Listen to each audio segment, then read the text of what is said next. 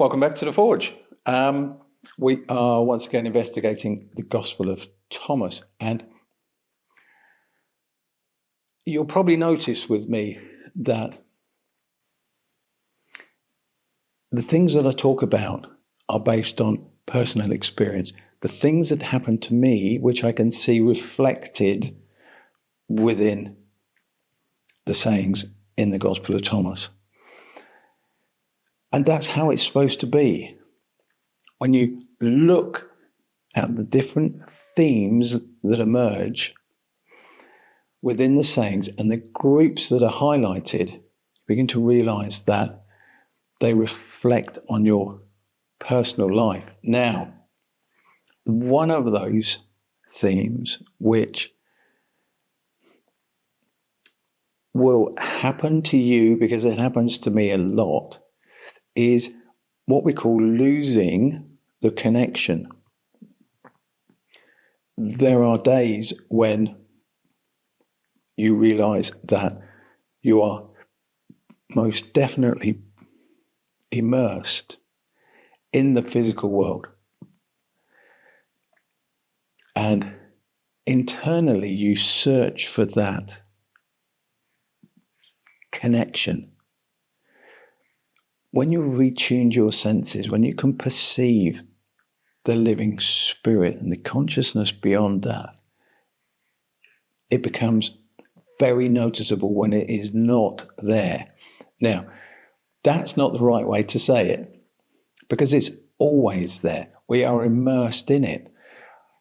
But the sense is that it fades into the background. And it is those times when you are doing very physical, normal human being things. Just because you have had this awakening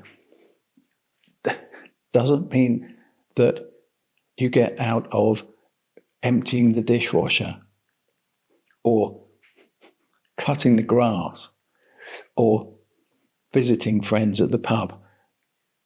It doesn't work like that. You are a physical person having a physical experience, and there are times when you re-emerge into your, what I'd call your unconscious state. Your familiar self comes back and kind of envelops you. And that can go on for several days. And it can be quite disconcerting because you feel that you have lost that connection. The living spirit is always there. The consciousness that surrounds you is always there. You are it. You are immersed in it. But when you become engaged in the physical day-to-day things that you need to do, you can lose that connection. Now, what happens is then that there will be a moment where you think, I need to sit. I need to be in silence. I need to be in solitude. And when you do that, the re-engagement or your perception changing from looking out into the physical world to looking towards the non-physical dimension. And suddenly there is this, it feels like a rush of energy or almost like a flood of consciousness that comes over you, comes over the body, comes through you, into you. And there is a change of being, as if the familiar self has been pushed out and what remains is consciousness.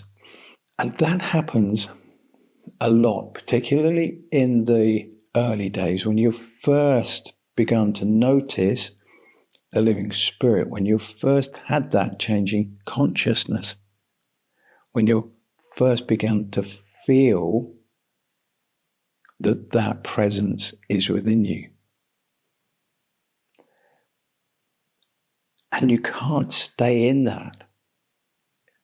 You can't stay in that as a permanent state, because the moment you start to re-engage with the physical world, that slips to the back. And that is quite normal.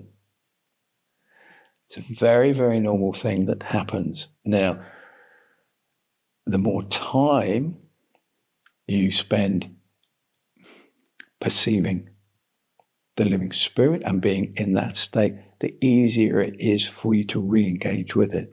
So it's a very natural step, and it's all part of your increased noticing, your increased awareness, that you become tuned into these quite subtle changes that happen to you. As I say, eventually you reach a place where those two different states, the understanding that you are physical and the understanding that you are non-physical, becomes this unified state, and you begin to be able to hold that or be in that for a lot longer.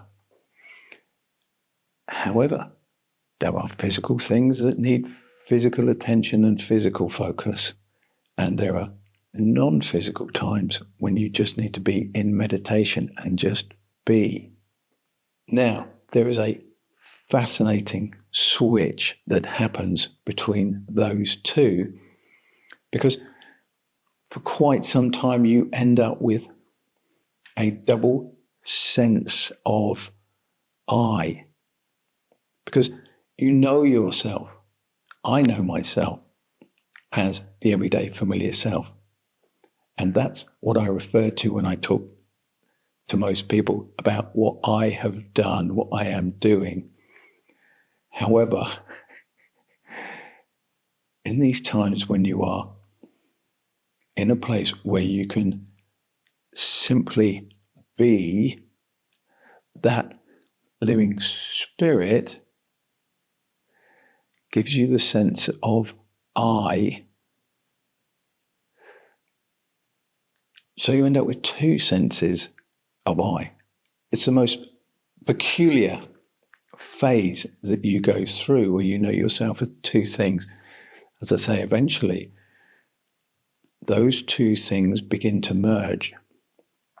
There is a unity that happens, and you'll go through this time where the you that you know, the physical you, looks at the living spirit as my spirit, me and my spirit. And then there is this switch where there is this realization that it's the other way around. The living spirit is the thing that has created the life that you are. And you get a sense of the living spirit living through the physical body and engaging with the physical world. Now, when we look back at the first saying, that those who seek not stop seeking until they find. When they find, they will be troubled.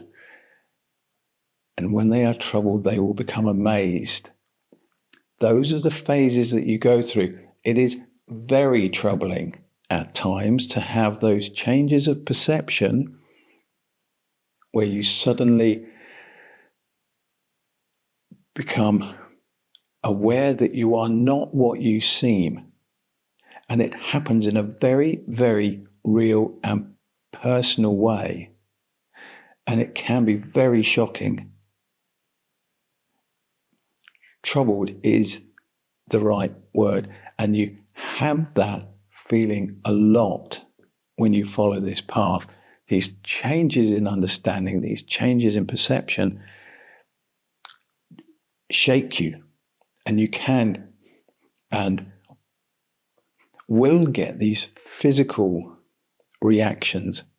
So these troubling senses of perception, because your responses and reaction to the world are based on a set parameter of ideas that are designed to keep you safe, protect you from harm, get you to interact with the world, and reinforce the person that you are. When you suddenly have a huge change in perception, because you've now discovered that you are also this non-physical living spirit, then that creates all kinds of traumas. And you can physically sometimes feel yourself shake or have a reaction which is quite fearful because of what you've just discovered. That will pass. And on the other side of that is this place of amazement. That place of amazement comes with this inbuilt, wow, I'd like to discover more of that. How can I go further into that? It's like discovering this whole new world. But you have to get through the fears and the troubles first.